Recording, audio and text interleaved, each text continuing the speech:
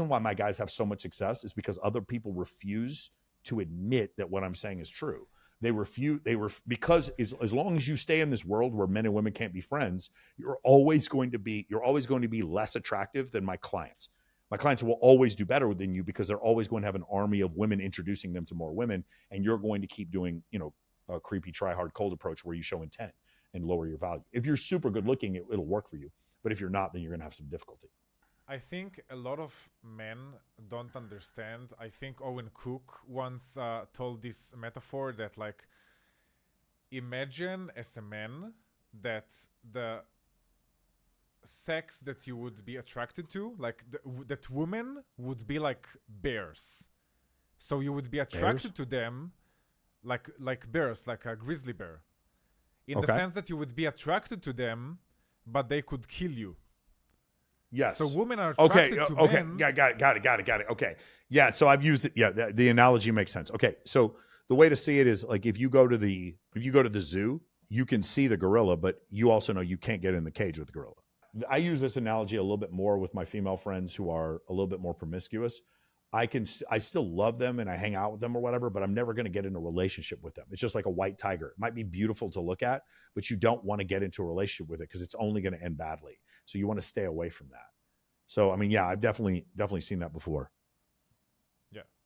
Now, you talked about this study that showed that when a man is surrounded by women, he's more attractive to other women. And you mentioned in other podcasts that even when the woman that looks at the man knows that he is not sleeping with any of the women and they're just his friends, he's still more attractive. Yeah, if you guys have this one makes people so angry when I say it, but it is absolutely true because it proves everything I've been saying.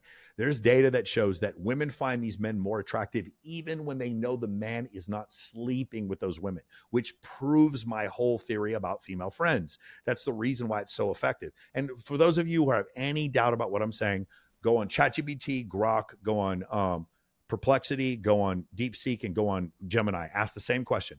Is there data showing that women find men more attractive when they're photographed with women, even if they're not dating those women? And they'll all tell you yes. The data is conclusive on this. And so that's why what I do is so effective. And one of the first things I ask my clients is when they start using my techniques on social media, I was like, how many of you guys have had your ex-girlfriend start hitting you up after you did that? And all of them raise their hand. The ex-girlfriend who cheated, the ex-girlfriend who broke up with him, all of a sudden she's messaging back. Why? Because he's taken on the vibe, the personality. He's taken on the persona of a very attractive man, and that wasn't who she broke up with. And so there's a disconnect, and therefore she has to message him. And then I was like, when your ex starts messaging you and complaining about your new stuff, remember, she's the one who left you. When she starts complaining, remember, that just means what you're doing is working. So let's paint a picture of how it looks. Like a guy starts, maybe cold approaching to make friends with women. And it just grows and grows and grows. And what happens then? You cold approach to build a social circle. So you don't cold approach. So I'm not telling you cold approach pickup. I say cold approach to build a social circle. If you consistently cold approach to build a social circle, imagine a guy who is a real estate agent who goes to a real estate conference and is passing out his card.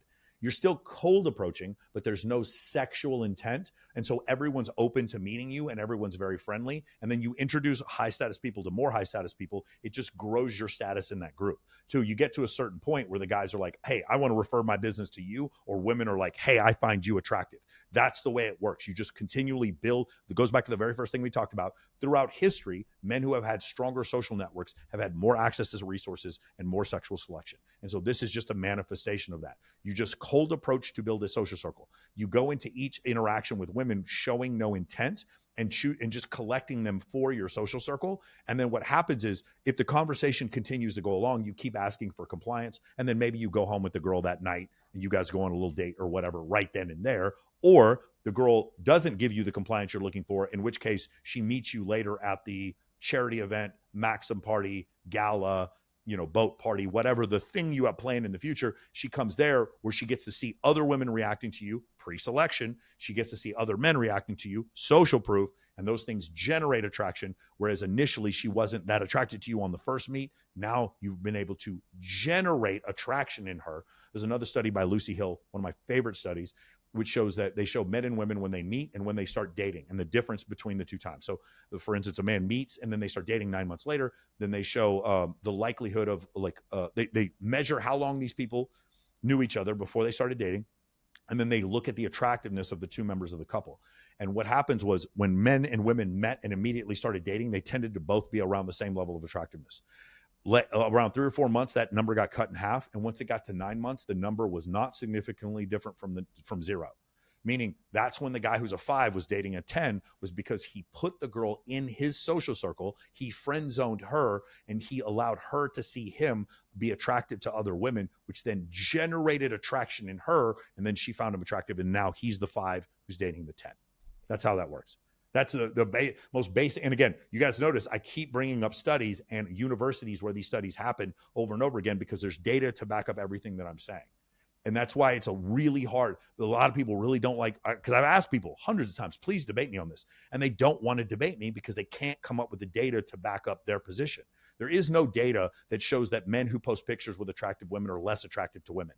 I've looked the whole internet. There's no data that indicates that. And yet there are tons of dating coaches who tell you this.